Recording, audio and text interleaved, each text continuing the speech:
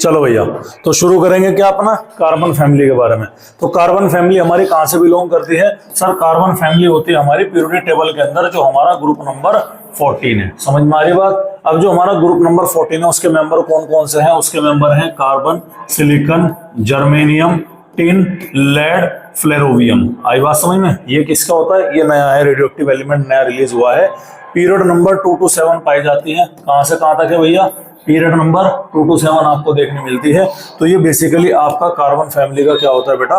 Carbon family का ये पाया जाता है। ठीक है, ये कार्बन फैमिली कहां से बिलोंग करती है जी? कार्बन फैमिली बिलोंग करती है बच्चा ग्रुप नंबर 14 से। पहला member carbon, silicon, germanium, tin, lead और फ्लेरोवियम, जिसका सिंबल क्या है? Fl।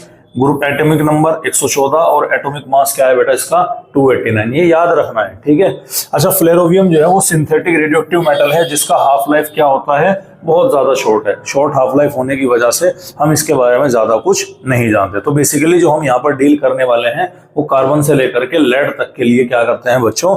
डील करते हैं। समझ में आ रही बात? अब अगर हम इनकी बात करें तो कार्बन क्या है? नॉन मेटल होता है। सिलिकॉन और जर्मेनियम क्या होते हैं बेटा? ये सेमीकंडक्टर होते हैं और सेमीकंडक्टर के साथ साथ मेटलॉइड भी होते हैं। समझ में आ रही बात? टिन और लेड क्या होता है? ये आपके सॉफ्ट मेटल होते हैं, जिसमें जो जर्मेनियम है आपका बेटा वो बहुत थोड़ी अमाउंट में प्रोड्यूस होता है।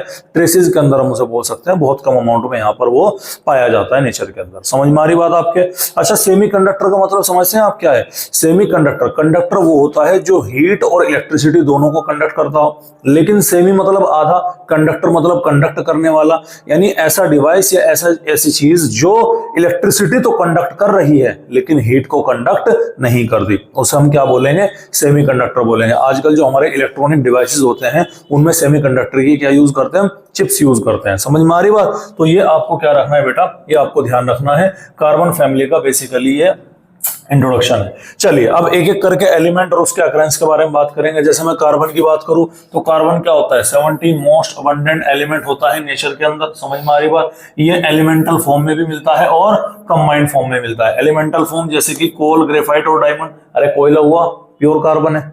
Elemental form pure in the sense वैसे तो इम्प्योरिटी है लेकिन वो मेजर क्या है? कार्बन है। कोल हुआ, चारकोल आपने नाम सुना होगा, ठीक है। उसके अलावा ग्रेफाइट हो गया, ग्रेफाइट जो पेंसिल के अंदर पाया जाता है आपकी बेसिकली, ठीक है। उसके अलावा डायमंड की ज्वेलरी बनती है, उसके बारे में तो आप अच्छी तरीके से जानते हैं। प्लस ये कंबाइंड फॉर्म में भी रह सकता है। किस फॉर्म में मिलेगा? मेटल कार्बोनेट की फॉर्म में। आपने सुना होगा कार्बोनेट्स बन गए जी हमारे, एल्यूमिनियम कार्बोनेट, हरी बात समझ में, सोडियम कार्बोनेट, सोडियम बाइकार्बोनेट, हरी बात समझ में, ठीक है। कैल्शियम कार्बोनेट, तो ये इन फॉर्म में मिलेगा। हाइड्रोकार्बन्स यानी कि कार्बन और हाइड्रोजन के साथ में दिखाई पड़ता है और गैस की फॉर्म में होता है एयर के अंदर। एयर में कितनी कॉन्सेंट्रेशन होती है इसकी? 0.03% की। कार्बन डाइऑक्साइड गैस की कॉन्सेंट्रेशन एयर में कितनी होती है भैया? 0.03 की कॉन्सेंट्रेशन होगी। क्या रखना? याद रखना। अच्छा, इसे हम बाहुबली ऑफ ऑर्गेनिक केमिस्ट्री के नाम से भी जानते हैं भैया। ऑर्गेनिक केमिस्ट्री बिना कार्बन के क्या है? अधूरी है। कार्बन ही ऑर्गेनिक केमिस्ट्री का किंग है, कार्बन ही ऑर्गेनिक केमिस्ट्री का डॉन है और कार्बन ही ऑर्गेनिक केमिस्ट्री का बाहुबली होता है। बोलो भाई, समझ में आ रही कि नहीं आ रही बात? ये आप देख सकते हैं, आपको कार्बन का फोटोग्राफ यहाँ पर लगा हुआ है, ये देखते रहिएगा। उसके अलावा कार्बन के 3 आइसोटोप मिलते हैं। आइसोटोप वो जिनका एटॉमिक नंबर सेम और एटॉमिक मास क्या होता है? डिफरेंट होता है। 3 आइसोटोप कौन कौन से हुए जी? Carbon 12, carbon 13, carbon 14। समझ में आ रही बात? जिसमें कार्बन 12 और कार्बन 13 ये दोनों के दोनों ही क्या होते हैं? स्टेबल आइसोटोप होते हैं। हालांकि सबसे मेजर जो अकरेंस होती है बेटा वो इसकी होती है, कार्बन 12 की पाई जाती है। और जो आपका कार्बन 14 है वो कैसा होता है भैया? वो होता है रेडियो एक्टिव। कैसा होता है जी? रेडियो एक्टिव होता है। और रेडियो एक्टिव का मतलब जिसमें से बेसिकली रेडिएशन निकलते हैं। और इसकी जो हाफ लाइफ होती है वो होती है 5770 साल की। कितनी होती है भैया हाफ लाइफ इसकी? 5770, 5770 साल की इसकी हाफ लाइफ होती है। यानी इतने साल के बाद में डिसइंटीग्रेट होना स्टार्ट हो जाता है। समझ में आ रही बात? इतने साल के बाद में 5770 के बाद में यानी लगभग 5800 साल के बाद में कार्बन क्या हो जाता है? डिसइंटीग्रेट हो जाता है। तो इस चीज का हम बेनिफिट उठाते हैं कहां पर? किसी भी फॉसिल्स की एज को कैलकुलेट करने के लिए, और उसको हम बोलते हैं कार्बन डेटिंग। क्या बोलते हैं भैया? कार्बन डेटिंग के नाम से जाना जाता है। तो ये कार्बन 14 के कैरेक्टरिस्टिक फीचर्स है, ठीक है। ये देखिएगा रेडियोएक्टिव होता है, हाफ लाइफ 5770 साल की। कार्बन डेटिंग के लिए क्या करते हैं? यूज करते हैं। सेकंड हम बात करते हैं बेटा सिलिकॉन के बारे में। किसके बारे में बात कर रही थी? सेकंड हम सिलिकॉन के बारे में है भाई, ठीक है। अच्छा, सिलिकॉन के बारे में अभी मैंने आपको बताया कि सिलिकॉन कैसे यूज करता है सेमीकंडक्टर के तौर पर। जब मैं आपको बोरॉन फैमिली पढ़ा रहा था तो वहां पर भी मैंने आपको बताया था कि ये आपका second second most abundant element होता है बेसिकली अर्थ क्रस्ट के अंदर। कितना होता है भाई ये 27.7% by mass. First most abundant element कौन सा होता है? ऑक्सीजन 47% के करीब होता है। और थर्ड मोस्ट अबंडेंट एलिमेंट कौन सा होता है? एल्यूमिनियम। याद आया? अर्थ क्रस्ट के अंदर जो पाया जाता है। तो ये चीजें बेटा आपको क्या रखनी है, ध्यान रखनी है। तो सिलिकॉन क्या है? सेकंड मोस्ट अबंडेंट एलिमेंट होता है अर्थ क्रस्ट के अंदर। किस नेचर में, किस फॉर्म में मिलेगा? सबसे पहले सिलिका, ये रहा सिलिका। सिलिका आ रही बात समझ में? सिलिका की सैंड है। फॉर्मूला क्या होता है उसका? SiO2। सिलिकेट्स के फॉर्म में दिखाई पड़ेगा। अच्छा, सिलिका जो SiO2 होता है उसको हम क्या बोलते हैं बेसिकली? ये आपकी सैंड हो गई और इसी सैंड का मॉडिफाइड फॉर्म हो गया बेटा क्या? आपके क्वार्ट्ज हो गया। आपके याद होगा, आपको कहां से याद होगा? आप तो बच्चे हैं अभी इस मामले में।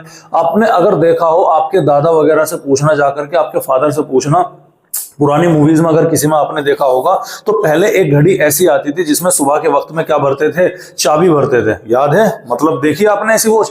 हाँ वही। तो सुबह के वक्त में क्या करते थे? उस घड़ी के अंदर चाबी भरते थे। अब चाबी क्यों भरा जाता था? उसमें टाइम सेट किया जाता था। ध्यान से सुनना, क्या किया जाता था?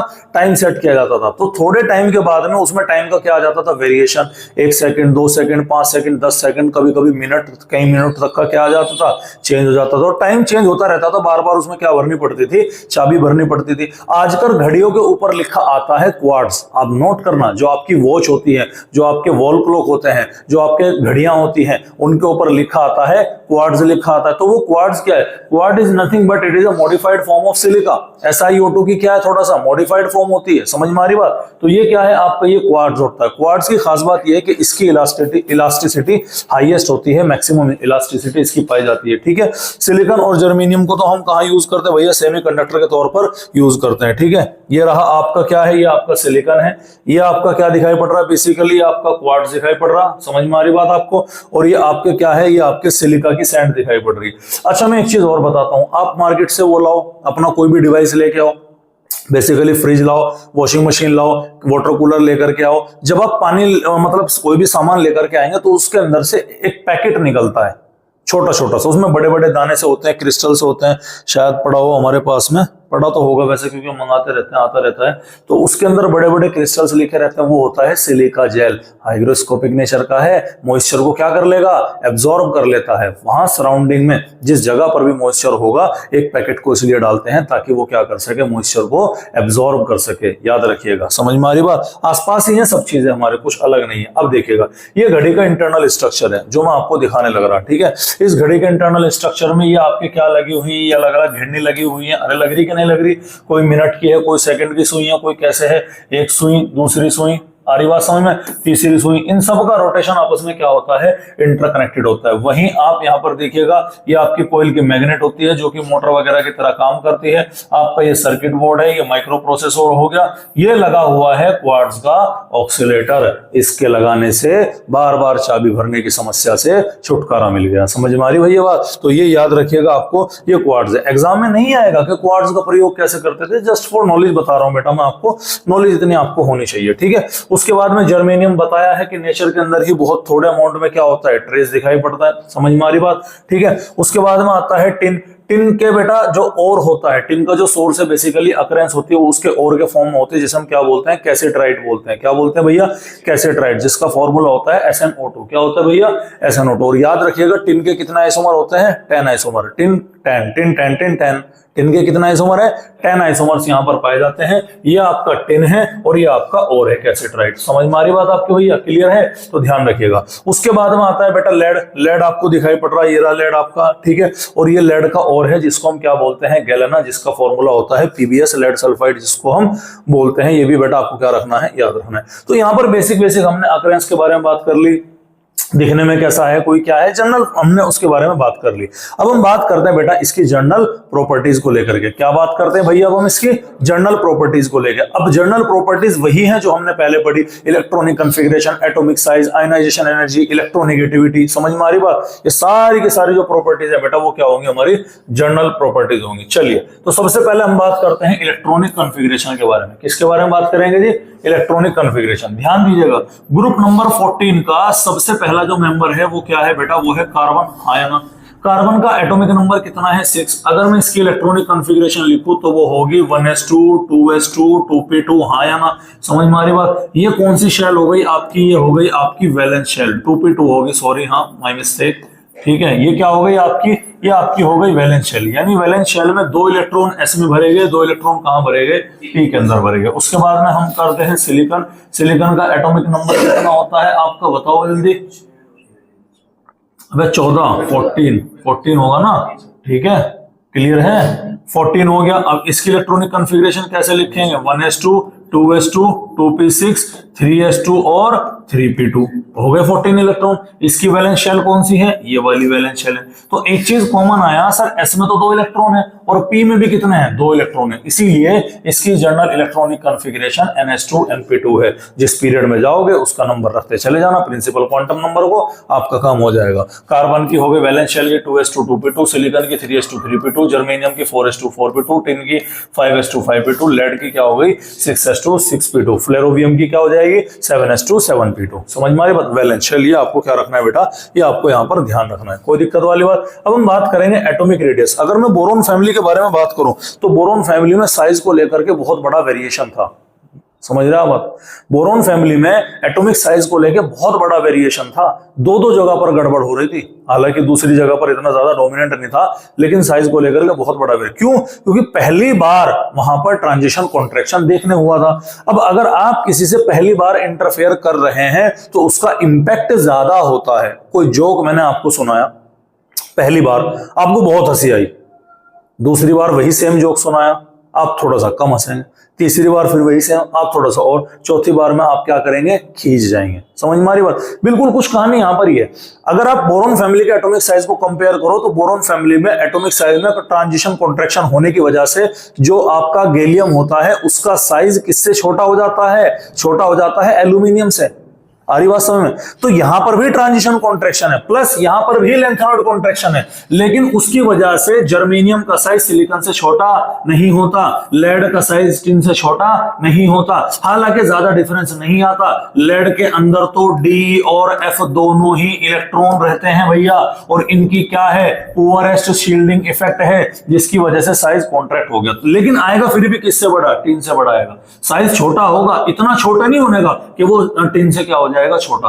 तो यहां पर ट्रांजिशन लेंथेनॉइड कॉन्ट्रैक्शन है, यहां पर ट्रांजिशन कॉन्ट्रैक्शन है, बावजूद इसके कि ये डिक्रीजिंग है, टॉप टू बॉटम जाने में जनरल ट्रेंड है, कोई एक्सेप्शन यहां पर नहीं है। समझ में आ रही बात। जबकि बोरोन फैमिली में, इसीलिए साइज के क्वेश्चन ज्यादा बोरोन फैमिली से आते हैं बेटा। अगर पी ब्लॉक से क्वेश्चन प्रायोरिटी एग्जाम में उठाए तो बोरोन फैमिली से उठाता है। क्यों उठाता है, वहां पर वेरिएशन है, वहां पर है। अब ये तो जनरल है ना, जनरल को कौन पूछता है भाई, ठीक है, क्लियर है। चलिए उसके बाद में हम बात करते हैं आयोनाइजेशन एनर्जी। वही सेम कहानी, वो एनर्जी जिसमें किसी गैसियस एटम को हम गैसियस कैटायन के अंदर क्या कर रहे हैं, कन्वर्ट करें। भैया हमारे पास में एक गैसियस एटम है, उसको एनर्जी दे करके इसके अंदर कन्वर्ट कर दो कैटायन के अंदर, इस दौरान लगने वाली एनर्जी को हम क्या बोलेंगे, आयोनाइजेशन एनर्जी बोलेंगे। आयोनाइजेशन एनर्जी डिपेंड करती है साइज के ऊपर। सर जितना ज्यादा ऊपर से नीचे आने पर साइज बढ़ता चला जाएगा तो इलेक्ट्रॉन की जो वैलेंस शेल का जो इलेक्ट्रॉन होता है, न्यूक्लियस की फोर्स उस पर बहुत कम होती चली जाएगी। नतीजा बहुत थोड़ी एनर्जी में क्या होगा, वो इलेक्ट्रॉन लूज करके बाहर चला जाएगा। तो देखिएगा कार्बन की सबसे ज्यादा आयोनाइजेशन एनर्जी होगी, उसके बाद में सिलिकॉन, देन जर्मेनियम। जर्मेनियम से कम क्या रहेगी, टिन। टिन से कम लेड की होनी चाहिए थी, लेकिन लेड की क्या हो जाती है, टिन से ज्यादा हो जाती है। रीजन वही है क्योंकि बेटा लेड के अंदर डी और एफ इलेक्ट्रॉन होते हैं जिनका पुअर शील्डिंग इफेक्ट होता है, जिनके होने या ना होने से कोई फर्क नहीं पड़ता टेक्निकली। समझ में आ रही बात। अब इलेक्ट्रॉन बढ़ रहे तो प्रोटॉन भी तो बढ़ रहे, लेकिन इलेक्ट्रॉन बढ़ने का कोई इंपैक्ट आ नहीं रहा, प्रोटॉन लगातार बढ़ रहे। तो नतीजा वैलेंस इलेक्ट्रॉन का जो वैलेंस शेल का जो इलेक्ट्रॉन है उसको न्यूक्लियस बहुत टाइटली क्या कर लेता है, बाउंड करके रखता है। तो इलेक्ट्रॉन लूज कराने में एनर्जी ज्यादा लगती है। तो कहा गया है कि मैक्सिमम आईपी किसकी हो गई यहाँ पर, कार्बन की, और मिनिमम किसकी हो जाएगी भैया, टिन की। आ रही बात समझ में, क्लियर है। अच्छा बोरोन फैमिली के मुकाबले में क्या है सर, बोरोन फैमिली की इलेक्ट्रॉनिक कॉन्फ़िगरेशन है 2p1, हाँ या ना। इसकी इलेक्ट्रॉनिक कॉन्फ़िगरेशन है वैलेंस शेल की, सॉरी np2। समझ में आ रही बात। तो एक इलेक्ट्रॉन है, आसानी से इजीली डोनेट करके नोबल गैस की नियरेस्ट कॉन्फ़िगरेशन अटेन कर लेगा। इसीलिए एक मिनट, ये क्या बता रखा है,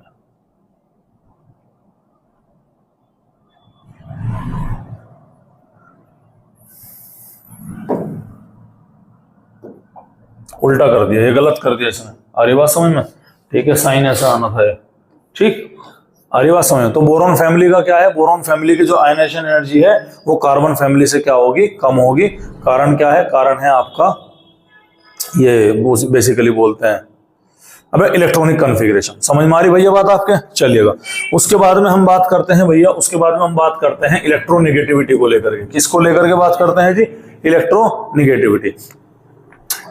तो अब ये जो हम कर रहे हैं भैया, किसके बारे में बात कर रहे हैं, इलेक्ट्रोनेगेटिविटी के बारे में बात कर रहे हैं। इलेक्ट्रोनेगेटिविटी का मतलब क्या है, इलेक्ट्रोनेगेटिविटी का मतलब है जब दो एटम आपस में जुड़े रहते हैं तो जिसमें ज्यादा ताकत है वो बॉन्डेड इलेक्ट्रॉन को अपनी ओर खींच के रख लेता है, ठीक है। अब ध्यान दीजिएगा, तो इलेक्ट्रोनेगेटिविटी जो होती है बेटा बोरॉन फैमिली की, इलेक्ट्रोनेगेटिविटी बोरॉन फैमिली की वो कम होती है किसके मुकाबले में, कार्बन फैमिली के मुकाबले में। अबे जब जब इलेक्ट्रोनेगेटिविटी कार्बन फैमिली की ज्यादा है तो भैया लगने वाली आयनाइजेशन एनर्जी भी क्या होगी, ज्यादा होगी। इसीलिए तो बताया था मैंने आपको। तो ऊपर से नीचे आने पर इलेक्ट्रोनेगेटिविटी का साइज डिक्रीज होगा। तो मैक्सिमम किसकी है, कार्बन की है। लेकिन उसके बाद सिलिकॉन, जर्मेनियम, टिन और लेड की लगभग बराबर है, ज्यादा डिफरेंस नहीं है। सिलिकॉन का 1.8, 1.8, 1.98 और लेड का क्या होगा 1.9, यानी ज्यादा डिफरेंस यहां पर नहीं है। मैक्सिमम किसकी है, आपकी कार्बन की है, ध्यान रखिएगा। समझ में आ रही बात।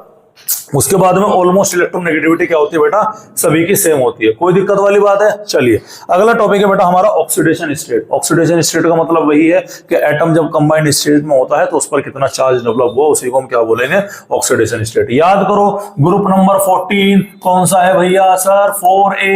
4A की मैक्सिमम ऑक्सीडेशन स्टेट +4 -2 डिग्रीज कर देंगे, क्या आ जाएगी, +2। तो कौन कौन सी ऑक्सीडेशन स्टेट मिलेगी, +4 और +2। टॉप टू बॉटम, ऊपर से नीचे आने पर +4 की स्टेबिलिटी डिक्रीज होगी, +2 की स्टेबिलिटी इंक्रीज होगी due to inert pair effect.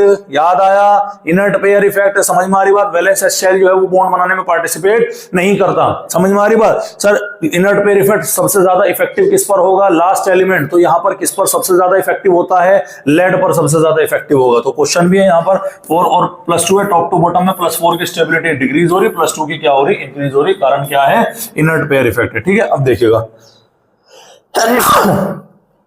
अब देखिएगा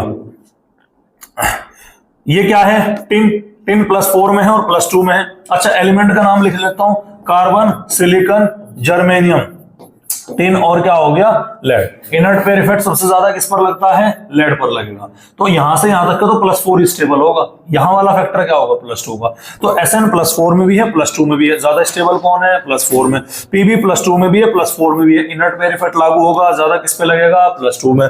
कार्बन +4 में भी है, मतलब ऊपर से नीचे आने पर दिखा रखा कि +4 की स्टेबिलिटी लगातार क्या होती चली जा रही, डिक्रीज होती जा रही, और +2 की स्टेबिलिटी इंक्रीज होती चली जा रही। समझ में आ रही भैया बात आपकी, अरे भाई बोलो, कोई दिक्कत वाली बात है। तो ये क्या था हमारा, ये था हमारा ऑक्सीडेशन स्टेट को लेकर के। अब एक प्रॉपर्टी कार्बन और शो करता है बेटा, वो है कैटिनेशन। एक प्रॉपर्टी क्या है, कैटिनेशन। कैटिनेशन का मतलब ये है कि दो एटम या तो अपने आप ही, ये बेसिकली अपने आप से बात होती है कि ability of an atom to self linking with itself. समझ में आ रही बात।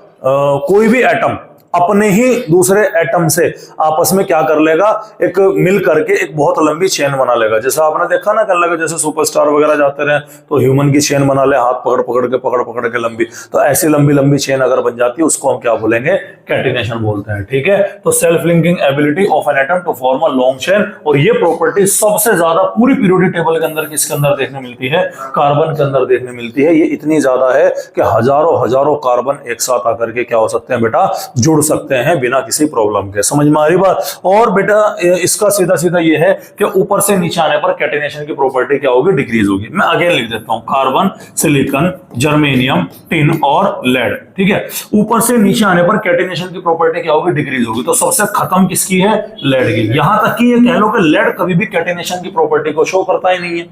आ रही बात समझ में। अगर मैं बात करूं सिलिकॉन और जर्मेनियम, ये कैटिनेशन शो कर सकते हैं, लेकिन अप टू केवल और केवल 6 एटम। सिलिकॉन और जर्मेनियम 6 एटम का लंबी चेन बना सकते हैं। समझ में आ रही बात। टिन तो भैया केवल 2 ही एटम पे जाकर दम तोड़ देगा, हालांकि इसका काफी पुअर है, लेकिन कैटिनेशन तो हो रहा ना, जुड़ रहा ना। कार्बन की कोई लिमिट नहीं है, ये 100 200 500 1000 जितना तुम चाहो उतना कार्बन क्या कर सकता है, जुड़ सकता है। तो ये आपको क्या रखना है बेटा, ये आपको ध्यान रखना है। तो जितना ज्यादा बॉन्ड लेंथ उतना ही ज्यादा कैटिनेशन की प्रॉपर्टी क्या होगी, डिक्रीज होगी। ठीक है, अब बता भी रखा, कार्बन क्या है, आपकी लॉन्ग चेन बना सकता है। सिलिकॉन जर्मेनियम 6 मेंबर का है, टिन केवल 2, और लेड क्या है, वो कभी भी शो नहीं करता। इंपॉर्टेंट टॉपिक है एलोट्रोप ऑफ कार्बन। एलोट्रोपी का मतलब क्या है, अलग अलग फॉर्म में जो आपको कार्बन दिखाई पड़ रहा है वो बेसिकली देखो, टेक्निकली अगर हम इसको और क्लासिफाई करें तो 2 तरह से हो सकता है, एक अमोर्फस और एक क्रिस्टलाइन।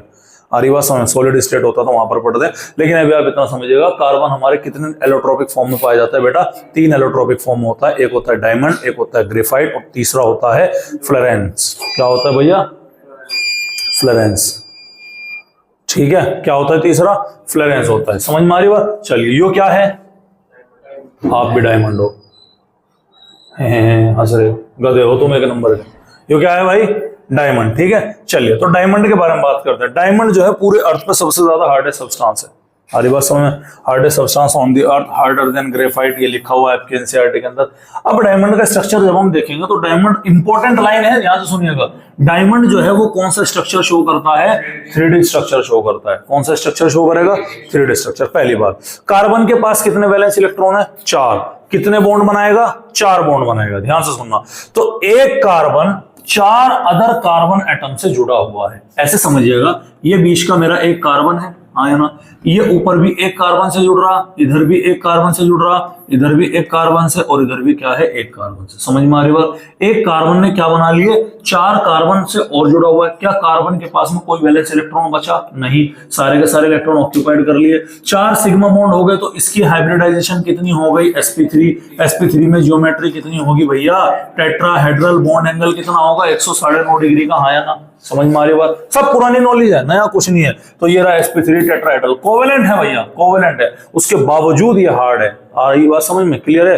कारण है इसका 3D स्ट्रक्चर जो यहाँ पर हमें दिखाई पड़ता है। ठीक है, अब चूंकि इसके पास में कोई फ्री इलेक्ट्रॉन नहीं है, तो क्या ये इलेक्ट्रिसिटी को कंडक्ट करेगा, क्या ये हीट को कंडक्ट करेगा, इसीलिए डायमंड क्या होता है, डायमंड इंसुलेटर की कैटेगरी में आता है। ना ये हीट को कंडक्ट करेगा, ना ये इलेक्ट्रिसिटी को कंडक्ट करेगा, क्योंकि हीट और इलेक्ट्रिसिटी को कंडक्ट करने के लिए जरूरत पड़ती है किसकी भाई, अब किसकी जरूरत पड़ेगी, इलेक्ट्रॉन की पड़ेगी, जो यहाँ पर नहीं है। अब डायमंड का इसका स्ट्रक्चर देखिएगा, यही मैंने आपको बताया कि आपका एक कार्बन है, ये 1 2 3 कार्बन से जुड़ा हुआ, और चौथा कहां है, ऊपर। अब अगर मैं इस कार्बन की बात करूं तो ये भी 1 2 3, चौथा कहां गया इसका, हाँ, आ रही बात समझ में, क्लियर है। तो ये इस तरह से आपका क्या है, इस तरह से अरेंजमेंट है। ठीक है, आप ये देख सकते हैं, एक कार्बन 1 2 3 और एक क्या हुआ, 4 हुआ। ये वाला कार्बन 1 2 3 4 हुआ। समझ में आ रही बात आपकी भैया, क्लियर है। ये वाला कार्बन 1 2 1 3 और एक नीचे क्या आ गया, 4 आ गया। यानी हर एक कार्बन कितने से जुड़ रहा है, 4 कार्बन एटम से जुड़ा हुआ है। ये आपको क्या रखना है बेटा, ध्यान रखना। कौन से बॉन्ड से जुड़ा होता है जी, कोवेलेंट बॉन्ड से। आयोनिक बॉन्ड या और कोई बॉन्ड यहाँ पर नहीं पाया जाता। कौन सा बॉन्ड है, आयोनिक बॉन्ड। यूज देखिएगा क्या है, जो हमारे टूल्स होते हैं उनको शार्प करने के लिए एब्रेसिव की तरह यूज किया जाता है। छोड़ो, चाकू छुरी धार तेज करने वाला आता है, पहिया सा होता है, हालांकि वो तो आयरन का यूज करते हैं, लेकिन बड़ी बड़ी इंडस्ट्री में कई सारे टूल्स होते हैं। ये डायमंड की प्लेट है, तो ये डायमंड की जो प्लेट है, देखो लिख भी रहा इस पे, डायमंड शार्प, ये लिख रहा IMT डायमंड शार्प, 3 माइक्रोन की है। हरी बात समझ में, इसकी गुद्दी पे मारिए कर, खड़ा हो जा, चल खड़ा होकर पड़ पीछे, चल सो रहा बैठ कर, खड़ा हो जा, जल्दी खड़ा हो जा, बस चुपचाप, हाँ सीधा खड़ा होगा, देख तरफ फोकस करता रहो। ठीक है, तो ये क्या है भैया, ये है आपका, ये डायमंड की प्लेट है, इसमें ये टूल्स हैं, इसको शार्प करने के लिए, इसकी धार को तेज करने के लिए यूज किया जा रहा है। उसके अलावा डाई वगैरह बनाने में भी इसका यूज किया जा सकता है। मैन्युफैक्चरिंग ऑफ टंगस्टन फिलामेंट, आपने देखा होगा आपके बल्ब में पहले पीले कलर का बल्ब आता था, उसमें एक तार सा लटका रहता था, तार टूट गया तो बल्ब खराब, वो टंगस्टन का फिलामेंट होता है। उसको मैन्युफैक्चर करने में भी, मैन्युफैक्चर करने के दौरान भी डायमंड का हम क्या करते हैं बेटा, यूज करते हैं। ठीक है भाई, हाँ टंगस्टन के फिलामेंट तो बहुत सारे। अब ये क्या दिखाई पड़ रही तुम्हें, ये कच्ची पेंसिल है। कच्ची पेंसिल की जो काली काली में ना, ये ग्रेफाइट है। ध्यान दीजिएगा, ये क्वेश्चन आया था एक बार 1999 में, 1999 में क्वेश्चन पूछा गया कि percentage of lead in lead pencil. आप मार्केट में जाओगे क्या बोलोगे, लेड पेंसिल बोलोगे, बोलोगे कि नहीं बोलोगे। अबे लेड पेंसिल ही तो है, स्कूल में सुना होगा लेड पेंसिल यूज करो। बताओ इसमें कितना लेड होता है, कितने % लेड होता है, ये क्वेश्चन आया था। कितने % लेड होता है, 0%। कितने परसेंट होगा? लेड पेंसिल में लेड होता ही नहीं है। अरे तो फिर होता क्या है? ग्रेफाइट होता है, याद रखिएगा। समझ में आ रही बात? तो ये अगला स्ट्रक्चर आपका क्या है? अगला एलोट्रॉप आता है बेटा ग्रेफाइट। चलिएगा ग्रेफाइट के बारे में बात करते हैं। अब ग्रेफाइट में क्या है? कार्बन का एक एटम, ध्यान से सुनिएगा, कार्बन का एक एटम कितने अदर कार्बन से जुड़ा हुआ है? 3 और कार्बन से क्या होता है बेटा? जुड़ा हुआ रहता है। समझ में आ रही बात? जब 3 और कार्बन से जुड़ेगा तो एक इलेक्ट्रॉन इसके पास में बचा कि नहीं बचा? हाँ या ना? 3 बॉन्ड इसने बनाए हैं तो ज्योमेट्री क्या हो गई? sp2। कैसा हो गया? Trigonal planar. अरे भाई बोलो, कैसा स्ट्रक्चर हो गया? प्लेनर स्ट्रक्चर हो गया। तो sp2 हाइब्रिडाइज है, प्लेनर स्ट्रक्चर होता है और किस फॉर्म में मिलता है? लेयर्ड की फॉर्म में। मतलब लेयर होती है इसकी, एक लेयर, दूसरी लेयर, तीसरी लेयर। सर एक लेयर तो कंटिन्यू होती होगी, दूसरी लेयर कंटिन्यू, लेकिन पहली और दूसरी लेयर आपस में कैसे जुड़ती है? ये इंपॉर्टेंट क्वेश्चन है। तो जो दो आपकी लेयर होती है बेटा वो प्लेनर होती है और हेक्सागोनल रिंग लाइक स्ट्रक्चर होता है, जिसमें एक कार्बन एटम 3 कार्बन एटम से क्या होता है? जुड़ा रहता है। और ये लेयर आपस में जुड़ी होती है एक फोर्स से, जिसका नाम क्या होता है बेटा? वंडर वाल फोर्स होता है। एग्जाम के स्टेटमेंट में क्वेश्चन आ चुका है, ये आपको क्या रखना? ध्यान रखना। अब वो जो चौथा इलेक्ट्रॉन है, ध्यान से देखिएगा, एक कार्बन कितने से जुड़ रहा है? 3 से, तो हर एक कार्बन 3 से जुड़ रहा होगा। अब जो एक कार्बन है उसके पास एक इलेक्ट्रॉन फ्री हुआ, ऐसे ही उसका पड़ोसी कार्बन है उसके पास भी एक इलेक्ट्रॉन फ्री होगा। तो एक कार्बन का चौथा इलेक्ट्रॉन दूसरे कार्बन के चौथा इलेक्ट्रॉन मिल करके आपस में क्या बना लेते हैं? पाई बॉन्ड बना लेते हैं। आप नोट करिएगा, ये लाइन एनसीईआरटी के अंदर मेंशन है। समझ में आ रही बात? कि जो 4th इलेक्ट्रॉन है बेटा वो पाई बॉन्ड के बनने में हेल्प करता है। और चूंकि वो पाई बॉन्ड बना, 3 कार्बन से जुड़ा ना, वो जो पाई बॉन्ड बना है बेटा वो मोबाइल होता है, मूवमेंट शो कर सकता है, डीलोकलाइज हो सकता है, एक जगह से दूसरी जगह मूव हो सकता है। समझ में आ रही बात? वो इलेक्ट्रॉन क्लाउड। इसीलिए ग्रेफाइट का जब इलेक्ट्रॉन उसके पास में फ्री अवेलेबल है, इलेक्ट्रॉन मौजूद है, तो भैया क्या करते हैं? वो आपके इलेक्ट्रिसिटी कंडक्ट करने का काम करते हैं। और मोबाइल इलेक्ट्रॉन होने की वजह से, डीलोकलाइज इलेक्ट्रॉन होने की वजह से वो बड़े चिपचिपे होते हैं, बड़े स्लिपरी टाइप के होते हैं। तो 4th इलेक्ट्रॉन किस में हेल्प करता है? पाई बॉन्ड बनाने में हेल्प करेगा। या फ्री इलेक्ट्रॉन रहेगा जिसे मोबाइल या डीलोकलाइज इलेक्ट्रॉन बोलेंगे, जो क्या कंडक्ट करता है? इलेक्ट्रिसिटी, और साथ ही साथ कैसा होता है? स्लिपरी होता है। ठीक है, ये आप ग्रेफाइट का स्ट्रक्चर देखिएगा। ये ग्रेफाइट की एक शीट लाइक स्ट्रक्चर है। अरे है क्या? देखिएगा, ये एक शीट है। देखो भाई ध्यान से देखिएगा, ये एक लेयर है। अबे है क्या? लेयर है भाई, है लेयर। ठीक, कोई दिक्कत वाली बात? ये एक लेयर है, ये दूसरी लेयर है, ये तीसरी लेयर है। तो एक लेयर और 2 लेयर, ये ऐसे मान के चलो, एक लेयर ये रही, एक लेयर ये रही। इसके बीच में क्या है? ये dot dot dot dot dot dot वाली जो लाइन दिख रही है ना आपको, यही डॉट डॉट डॉट वाली लाइन क्या होती है? वंडरवाल फोर्स की लाइन है। ठीक है, अब आप गौर से देखिएगा, एक कार्बन, सर एक तो यहां जुड़ रहा, एक यहां जुड़ रहा, एक यहां जुड़ रहा, कोई से भी उठा लो आप। ये वाला कार्बन 1 2 और एक 3, कोई भी उठा लो, जो आपका मन करे, जो आपका मन करे। ये ले लो भैया, ये 1 2 और ये ले भैया 3। अरे बात समझ? तो बॉन्ड तो 3 ही बना रहा। अब जो चौथा है, अब जैसे मान ले, ध्यान दीजिएगा, इसका एक इलेक्ट्रॉन बचा हुआ, इसके पड़ोस में तुम इसे ले लो, इसका एक इलेक्ट्रॉन बचा हुआ। तो ये इलेक्ट्रॉन इलेक्ट्रॉन दोनों मिलकर के क्या बना लेंगे? पाई बॉन्ड बना लेंगे। हालांकि प्रॉपर पाई बॉन्ड नहीं होता हो, लेकिन लोकलाइज इलेक्ट्रॉन क्लाउड तो बन गया ना, जो पाई बॉन्ड की तरह एक्ट करेगा। अब ये मोबाइल है, मोटाइल है, एक जगह से दूसरी जगह मूव कर सकता है, इसीलिए स्लिपरी है। लेयर लगी हुई है, हरी बात समझ में? आसानी से तुम ये वंडरवाल बॉन्ड तोड़ सकते हो, इसीलिए क्या होती है? स्लिपरी होती है। याद आपको ये रखना है। ठीक है, तो 4 इलेक्ट्रॉन p ऑर्बिटल में प्रेजेंट होगा। कॉमन सेंस की बात है, कार्बन का वैलेंस शेल 2p ऑर्बिटल है। जो बराबर का कार्बन एटम है उसके p ऑर्बिटल से क्या करता है? इंटरेक्ट करता है। तीसरा p ऑर्बिटल परपेंडिकुलर होगा और डीलोकलाइज्ड पाई बॉन्ड के यहां पर क्या होती है बेटा? फॉर्मेशन होती है। समझ में आ रही बात? और इसी वजह से क्या होता है? काफी ज्यादा सॉफ्ट और स्लिपरी होता है। अब इस वजह से ग्रेफाइट को हम ऐसी मशीनों के अंदर यूज करते हैं, लुब्रिकेंट का मतलब जिसमें तेल डाल के वो मशीन में खड़खड़ खड़खड़ करती है, तेल डाल के उसमें नमी लेकर आते हैं ना, उसे बोलते हैं लुब्रिकेंट। जैसे ग्रीस कर दिया आपने। अब कुछ मशीन ऐसी हैं कि जहां पर हम ऑयल को लुब्रिकेंट की तरह से यूज नहीं कर सकते। क्यों नहीं कर सकते? डालेंगे खत्म, खराब, फट जाएगा, वॉटेवर जो भी है। हाई टेम्परेचर वाले बेसिकली वहां पर है, तो वहां पर हम सॉलिड लुब्रिकेंट का यूज करते हैं, क्योंकि ग्रेफाइट हाई टेम्परेचर को क्या कर सकता है? रेजिस्ट कर सकता है। तो आया है कि इसको हम वहां पर यूज कर सकते हैं एज ए लुब्रिकेंट, जो हाई टेम्परेचर पर रन करती है मशीन है, बहुत हाई टेम्परेचर पर, जहां पर ऑयल क्या नहीं करता? लुब्रिकेंट के तौर पर यूज नहीं किया जाता। एक मशीन है 2000 डिग्री सेंटीग्रेड पे चल रही हो, अब तुम उसमें ऑयल डालोगे, ऑयल तो भैया वो अपना भी मतलब रिएक्ट कर जाएगा ना, समझ में आ रही बात, ध्यान रखिएगा चीज के बारे में। उसके बाद में आता है कार्बन ग्रेफाइट के बारे में एक और इंपॉर्टेंट चीज है कि कार्बन ग्रेफाइट, देखो डायमंड बेशक हार्डर सब्सटेंस है, ग्रेफाइट से कोई दिक्कत वाली बात नहीं है, डायमंड बेशक हार्डर सब्सटेंस है, इसमें भी कोई दिक्कत वाली बात नहीं है, लेकिन उसके बावजूद ग्रेफाइट जो होता है वो डायमंड से ज्यादा स्टेबल होता है। हार्ड होना, स्टेबल होना, दोनों में क्या होता है, डिफरेंस होता है। तो कार्बन जो ग्रेफाइट होता है बेटा, वो उसका जो हीट ऑफ फॉर्मेशन है, हीट ऑफ फॉर्मेशन के दौरान होने वाला जो चेंज होता है एनर्जी का, वो क्या होता है, वो जीरो होता है। पॉइंट थर्मोडायनेमिक्स के अंदर आएगा, वहां पर आपको बताऊंगा, एक्सप्लेन करेंगे, डोंट वरी। तो वहां पर डेल्टा एचएफ की वैल्यू कितनी होगी, उसके लिए जीरो होती है। इसीलिए थर्मोडायनेमिकली ये मोस्ट स्टेबल एलोट्रोप होता है कार्बन का, डायमंड से भी। थर्मोडायनेमिकल मतलब हीट के रेस्पेक्टिव, समझ में आ रही बात आपको। और कार्बन ग्रेफाइट, सल्फर, रोम्बिक और फास्फोरस ब्लैक, इन सभी का भी जो डेल्टा हीट ऑफ फॉर्मेशन होता है बेटा, वो क्या होता है, वो होता है जीरो। अब ये क्या दिखाई पड़ रही है तुम्हें, ये दिखाई पड़ रही है तुम्हें फुटबॉल, इसे बोलते हैं फ्लोरेंस। क्या बोलते हैं, फ्लोरेंस। बेसिकली आपको दिखा रखी बकीबॉल, बकीबॉल बोले तो 60 कार्बन इसके अंदर आपको क्या हो रहे, दिखाई पड़ रहे।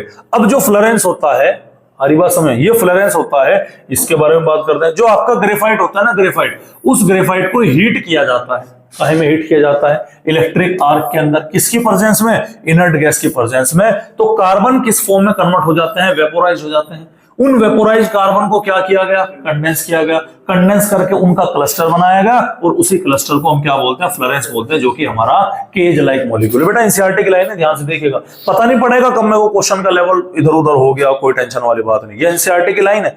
हरी बात समझ में, फ्लोरेंस के बारे में बता दिया जाता है, लेकिन बेसिकली ये जो लिखा है एग्जैक्ट एनसीईआरटी की लाइन है कि आपका वेपोराइज कार्बन कंडेंस हो गया, कंडेंस होने के बाद में उसने केज लाइक मॉलिक्यूल बना लिया, जैसे क्लस्टर ऑफ कार्बन भी होता है, और फ्लोरेंस के नाम से उसको जाना जाता है। ठीक है, इसमें 60 कार्बन, 70 कार्बन, 80 कार्बन है, only pure form of carbon होता है इसमें। कार्बन क्या, क्योंकि कार्बन वेपर फॉर्म में है ना, इसमें वेपर फॉर्म में कार्बन गया, तो प्योरेस्ट फॉर्म ऑफ कार्बन आपकी क्या है, वो फ्लोरेंस होती है। वो आपको क्या रखनी, ध्यान रखनी। अब ये है आपका C60, सबसे ज्यादा स्टेबल माना जाता है, बकमिनिस्टर फ्लोरेन या फिर बकीबॉल के नाम से भी इसको हम जानते हैं। अब अगर आप C60 का कुछ स्ट्रक्चर बड़े ध्यान से देखेगा, तो मैं आपको कुछ चीजें नोट कराना चाह रहा हूं, देखिएगा। ये मेरा इसका एक कार्बन है, ये जो ब्लैक ब्लैक आपको दिखाई पड़ रहा है, ये क्या है, ये एक कार्बन है। ठीक है, ध्यान से देखना, एक दूसरा कार्बन, तीसरा कार्बन, चौथा, पांचवा, और ये इसमें कितने कार्बन की रिंग है भाई, 5 कार्बन की रिंग है, ध्यान से देखना।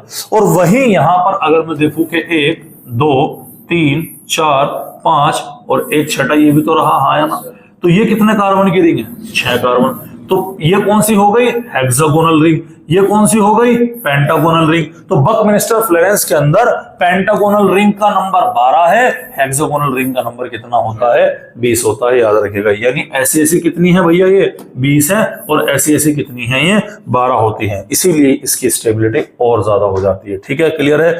चलिए भाई, कार्बन की इसके अलावा और अदर फॉर्म, इंप्योर फॉर्म क्या हो सकती है कार्बन की या ग्रेफाइट की, फ्लोरेंस की, कार्बन ब्लैक हुआ, कोक हुआ, और चारकोल, ये भी इंप्योर फॉर्म कहा जाता है। कोक नहीं, बस चल पागल हो गया क्या, वो अलग है। कंपाउंड की नेचर कैसी है सर, कार्बन के जितने भी कंपाउंड है, carbon, silicon, germanium, carbon non metal है, सिलिकॉन, जर्मेनियम क्या होता है, मेटलोइड होता है, बावजूद इसके कि तीनों के कंपाउंड ज्यादातर क्या होते हैं, कोवेलेंट होते हैं। लेकिन कुछ कंपाउंड कार्बन के एक्सेप्शनली आयनिक है। कौन कौन से हैं, मेटल के carbon, metal carbides, metal carbides भी बेसिकली जो हमारे एस ब्लॉक के मेटल होते हैं और एल्यूमिनियम के होते हैं। ठीक है, एस ब्लॉक के वही है, lithium, sodium, potassium, rubidium, caesium, beryllium, magnesium, calcium, strontium और बेरियम। आ रही बात समझ में, ये उसके अलावा एल्यूमिनियम, यानी कि जो हमारे एस ब्लॉक के एलिमेंट हैं और एल्यूमिनियम है, इनके जो कार्बाइड होते हैं उनको हम क्या बोलते हैं बेटा, वो आयोनिक होंगे, बाकी सब के सब कैसे हैं, कोवेलेंट होंगे। ठीक है, टिन और लेड आपका क्या होगा, अगर हायर ऑक्सीडेशन स्टेट में होगा तो कोवेलेंट बनाएगा, और लोअर में जनरली क्या बनाता है, आयोनिक बनाता है। ये भी बेटा आपको क्या रखनी है, ध्यान रखनी है, कोई दिक्कत वाली बात है। तो यहाँ पर हमने फिजिकल बेसिक प्रॉपर्टीज बेटा यहाँ पर क्या कर ली, पूरी कर ली। अब हम बात करेंगे केमिकल प्रॉपर्टीज के बारे में। किसके बारे में, केमिकल प्रॉपर्टीज। तो 3 तरह की प्रॉपर्टीज हम यहाँ पर पढ़ेंगे, एक पढ़ेंगे हाइड्राइड की, एक पढ़ेंगे हैलाइड की, और एक पढ़ेंगे ऑक्साइड की। तो सबसे पहले हम किसके बारे में बात कर रहे हैं, हाइब्राइड नहीं है ये बेटा, हाइड्राइड है, ये बी हटा देना, ये क्या है, ये आपका हाइड्राइड है। ठीक है, क्या है भैया, ये होता है आपका हाइड्राइड, डी ढक्कन, क्या है, डी ढक्कन। ठीक है, कार्बन के वैलेंस शेल में कितने इलेक्ट्रॉन, 4, हाइड्रोजन के वैलेंस शेल में 1 इलेक्ट्रॉन, उसे अपना डुप्लेट पूरा करना, उसे 8 पूरे करने, तो एक कार्बन से कितने बॉन्ड जुड़ेंगे, 4 बॉन्ड जुड़ेंगे। ठीक है, तो यहाँ पर कौन सा टाइप का बनेगा, MH4 टाइप का बनता है, समझ में आ रही बात। 4 बॉन्ड बन गए, एक बॉन्ड में 2 इलेक्ट्रॉन, टोटल कितने इलेक्ट्रॉन हो गए? 8 इलेक्ट्रॉन हो गए। इलेक्ट्रॉन प्रीसाइज है, यानी कि ऑक्टेट क्या हो गया इनका? कंप्लीट हो गया। कौन कौन से हैं? CH4, SiCH4, GeH4, SnH4, PbH4। ऊपर से नीचे आने पर बॉन्ड लेंथ बढ़ेगी कि नहीं बढ़ेगी? कार्बन का, भाई हाइड्रोजन का साइज तो फिक्स है, लेकिन इनका दूसरे वाले मेटल का तो बढ़ता जा रहा ना, बॉन्ड लेंथ बढ़ेगी। बड़े बॉन्ड को तोड़ना आसान है कि छोटे बॉन्ड को तोड़ना? बड़े वाले बॉन्ड को तोड़ना आसान है। तो जैसे जैसे बॉन्ड लेंथ बढ़ रही, उसकी थर्मल स्टेबिलिटी क्या होती चली जा रही? घटती चली जा रही। जैसे जैसे थर्मल स्टेबिलिटी घट रही है तो रिड्यूसिंग पावर क्या हो रही है बेटा? इनक्रीज हो रही है। अब इसका मतलब समझिएगा क्या है बेटा? 2 टर्म है, एक होती है ऑक्सीडेशन और दूसरी होती है रिडक्शन। समझ में आ रही बात? ऑक्सीडेशन का मतलब है कि या तो ऑक्सीजन को ऐड कर दो, समझ में आ रही बात, या फिर हाइड्रोजन को क्या कर दो? रिमूव कर दो। आ रही बात समझ में? रिडक्शन में या तो हाइड्रोजन को क्या कर दो? ऐड कर दो, या फिर ऑक्सीजन को क्या कर दो? रिमूव कर दो। अब जिसका ऑक्सीडेशन हो रहा उसको हम बोलेंगे रिड्यूसिंग एजेंट। क्या बोलेंगे भैया? Reducing agent. जिसका रिडक्शन हो रहा उसको हम क्या बोलेंगे? Oxidising agent. समझ में आ रही बात? क्यों? क्योंकि सर अगर इसने हाइड्रोजन छोड़ा है तो कोई ना कोई सामने हाइड्रोजन तो लेगा। ये खुद हाइड्रोजन छोड़कर दूसरों को रिड्यूस करा रहा, तो इसलिए एजेंट हो गया किसका? रिडक्शन का। तो रिड्यूसिंग पावर की बात है। अब ऊपर से नीचे आने पर बॉन्ड लेंथ बढ़ती जा रही, तोड़ना आसान है। तोड़ना आसान है तो हाइड्रोजन बड़ी आसानी से निकल जाएगा। जितनी तेजी से हाइड्रोजन निकलेगा उतनी ही तेजी से कोई सामने मौजूद होगा हाइड्रोजन को लेने के लिए, यानी कि उतना ही अच्छा क्या होगा? रिड्यूसिंग एजेंट है। क्योंकि ऊपर से नीचे आने पर हाइड्रोजन रिलीज करने की टेंडेंसी बढ़ रही है, तो रिड्यूसिंग पावर भी क्या होती है? बढ़ती है। और हाइड्रोजन डोनर को बेसिकली हम क्या बोलते हैं? एसिड बोलते हैं। इसीलिए इनकी एसिडिक स्ट्रेंथ भी क्या होती है बेटा? बढ़ती हुई नजर आती है। बोलो भाई, यहां तक समझ में आई कि नहीं आई बात? सेकंड बात करते हैं हम हैलाइड को लेकर के। ज्यादा बड़ा नहीं है, मैंने बोला था ना कि वो टाइम जो लगता है बोरोन फैमिली में लगता है, इसमें ज्यादा बड़ा नहीं है। हैलाइड कौन से फॉर्म का है भैया? हैलाइड की इसकी 2 फॉर्म है सर। चूंकि कार्बन की फैमिली के जो 2 स्टेबल ऑक्सीडेशन स्टेट होती है, एक होती है हमारी +4 की और एक होती है +2 की। तो +4 का होगा तो कौन सा हैलाइड बनेगा? MX4 का। +2 होगा तो कौन सा बनेगा? MX2 का। समझ में आ रही बात आपके? क्लियर है? तो X की जगह पर फ्लोरीन, क्लोरीन, ब्रोमीन, आयोडीन सारे के सारे एलिमेंट हैलोजन के साथ में डायरेक्टली रिएक्ट करते हैं और डाई हैलाइड या फिर टेट्रा हैलाइड का क्या करते हैं? फॉर्मेशन करते हुए नजर आते हैं। ठीक है। अब जितने भी आपके MX4 हैं, जितने भी आपके 4 कार्बन वाले टेट्रा हैलाइड होते हैं, वो ज्यादातर क्या होते हैं? कोवेलेंट होते हैं, एक्सेप्ट टिन का जो टेट्रा फ्लोराइड होगा और लेड का जो टेट्रा फ्लोराइड होगा वो केवल और केवल क्या होगा? आयोनिक होगा। लेड का, ये स्मॉल p है, लेड का जो आयोडाइड होगा, टेट्रा आयोडाइड, वो एग्जिस्ट नहीं करता। समझ में आ रही बात? जबकि जर्मेनियम, टिन और लेड के जो बेटा हैलाइड है वो बेसिकली MX2 के फॉर्म में क्या करेंगे? स्टेबल होंगे। और यहां पर एक क्वेश्चन और बन सकता है कि आपका GeCl2, SnCl2 और PbCl2 में सबसे ज्यादा स्टेबल कौन है? तो बेटा ये ऑर्डर इसका निकल के आएगा। क्यों? क्योंकि लेड की +2, ये भी +2, ये भी +2, टॉप टू बॉटम ऊपर से नीचे जाने पर +2 की स्टेबिलिटी क्या होती है? बढ़ती हुई नजर आती है। इसीलिए PbCl2 वाला यहां पर क्या है? ज्यादा स्टेबल होता है। बोलो भाई, ये आ गया। लो क्वेश्चन भी आ गया क्या? आ गया। देखिएगा, जर्मेनियम है, जर्मेनियम +4 है और ये क्या है? आपका +2 है। ठीक है। तो क्या होगा बेसिकली? क्योंकि इनर्ट पेयर इफेक्ट कहां वैलिड होगा? इनर्ट पेयर इफेक्ट वैलिड होगा बेटा आपके उसमें क्या बोलते हैं? लास्ट एलिमेंट के लेड के ऊपर। PbX4 है और ये क्या है? PbX2। अबे गधे, उल्टा ऐसे लगेगा। ये क्या है? ये ज्यादा स्टेबल है। समझ में आ रही बात? CF4, CCl4, ये क्या है? ये CI4 है। ऊपर से नीचे आने पर साइज बढ़ता चला जा रहा, तो इनकी स्टेबिलिटी क्या होती चली जा रही बेटा? डिक्रीज होती चली जा रही। बॉन्ड लाइन बढ़ेगी ना, आसानी से टूटेगा। नॉर्मल ट्रेंड है, कोई दिक्कत नहीं। अब उसके बाद में आता है हमारा लुईस बेसिक नेचर। उसके बाद में क्या आता है जी? Lewis basic. लुईस बेस किसे बोलते हैं सर? वो जो अपनी लोन पेयर को क्या करते हैं? डोनेट करते हैं। भाई लोन पेयर को एक्सेप्ट करने वालों क्या बोलेंगे? एसिड बोलेंगे। डोनेट करने वालों को क्या बोलेंगे? बेस बोलेंगे। अब डोनेट कौन करेगा? जिसके पास इलेक्ट्रॉन पेयर बचेगी। और इलेक्ट्रॉन पेयर किसके पास बचती है? लेड के पास में। अरे सर कैसे बचेगी? भाई कार्बन के, सिलिकॉन के, जर्मेनियम के, टिन के वैलेंस शेल में 4 इलेक्ट्रॉन है, चारों के चारों यूज हो गए। लेकिन लेड इनर्ट पेयर इफेक्ट दिखा रहा, 4 में से केवल 2 यूज कर रहा, 2 बच रहे, मतलब एक लोन पेयर उसके पास बची। तो ये क्या है? PbF2, PbCl2, PbBr2 और PbI2। इन सभी के पास में एक एक क्या मौजूद है भाई? लोन पेयर मौजूद है। समझ में आ रही बात? तो इधर से इधर जाने पर हमने देखा हैलोजन एटम का, टर्मिनल एटम का साइज क्या हो रहा? लगातार बढ़ता चला जा रहा। जब साइज लगातार बढ़ता चला जा रहा है या फिर टर्मिनल एटम की इलेक्ट्रॉनिक नेगेटिविटी क्या है वो भी क्या होती चली जा रही, डिक्रीज होती चली जा रही। तो साइज लगातार बढ़ने की वजह से, ध्यान से सुनिएगा, साइज लगातार बढ़ने की वजह से भैया जो इसकी लोन पेयर है, भाई बॉन्ड लेंथ वगैरह भी तो बढ़ रही ना, साइज लगातार बढ़ने की वजह से यहां पर ये इलेक्ट्रॉन को डोनेट करने की प्रॉपर्टी भी इंक्रीज होती हुई चली जाती है। समझ में आ रही बात। नेक्स्ट हम बात करेंगे हाइड्रोलाइसिस। हाइड्रोलाइसिस का मतलब है कि पानी से रिएक्शन करना। बेटा जो आपका CCl4 है, कार्बन टेट्राक्लोराइड है, पानी से कोई रिएक्शन शो नहीं करता। कारण है कि डी ऑर्बिटल एब्सेंट होता है कार्बन में और वो अपना ऑक्टेट को एक्सपांड नहीं कर सकता। जबकि SiCl4 वाटर से रिएक्ट करके क्या बनाता है, सिलिसिक एसिड बनाता है। क्या बनाता है भाई, सिलिसिक एसिड, जिसका फॉर्मूला है SiOH4, यानी कि वाटर के मॉलिक्यूल का। देखो एक चीज और याद रखिएगा कि ऐसा होता है, ये ऑक्सीजन की लोन पेयर होती है, ऑक्सीजन अपनी लोन पेयर सिलिकॉन के खाली ऑर्बिटल को देकर के बॉन्ड बनाता है, एक बॉन्ड यहां से हाइड्रोजन का टूटेगा, एक Cl वहां से जाएगा तो HCl बाहर निकलता है।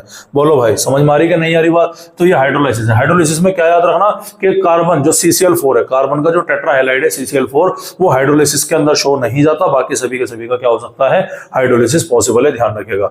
अब एक क्वेश्चन बड़ा इंपॉर्टेंट है, वो क्या है कि PbCl4 तो पाया जाता है लेकिन PbBr4 और PbI4 यहां पर नहीं होता। अगर हम टेट्राहैलाइड की बात करें तो लेड टेट्राक्लोराइड तो एग्जिस्ट करता है, लेकिन लेड टेट्राब्रोमाइड और लेड टेट्राआयोडाइड क्या नहीं करता, एग्जिस्ट नहीं करता। इसके बारे में हम बात करेंगे। अब ध्यान दीजिएगा, देखो भैया PbCl4, ध्यान से सुनिएगा, लेड की एक प्रॉपर्टी को आप अच्छी तरीके से क्या जानते हैं कि लेड अगर px4 के मौजूदगी में है, ध्यान से देखना, तो वो +4 की ऑक्सीडेशन स्टेट में है, आया ना।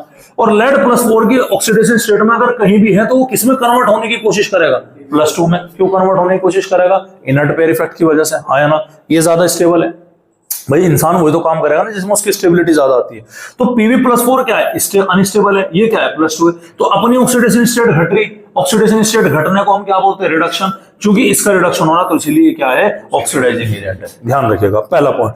दूसरा पॉइंट आपको क्या याद रखना है, दूसरा पॉइंट ये है कि जब आपने PbBr4 देखा, ध्यान से सुनिएगा, PbBr4 कल भी मैंने आपको बताया कि TlI3 बताया था कि वो स्टेबल नहीं करता, तुरंत टूट जाएगा। इसी तरह PbBr4 +4 से किसमें कन्वर्ट होकर के +2 में कन्वर्ट होता है, साथ में ब्रोमीन गैस रिलीज करता है। ऐसे ही आयोडीन भी क्या करता है, साथ में ये आयोडीन गैस रिलीज करता है। सर ऐसा क्यों, देखो Pb का क्या हो गया, ऑक्सीडाइजिंग एजेंट, I नेगेटिव क्या हो गया, रिड्यूसिंग एजेंट, क्योंकि इससे नीचे जा नहीं सकता, अब तो बढ़ेगा। इसका तो ऑक्सीडेशन फिक्स है, इसका क्या है, रिडक्शन फिक्स है।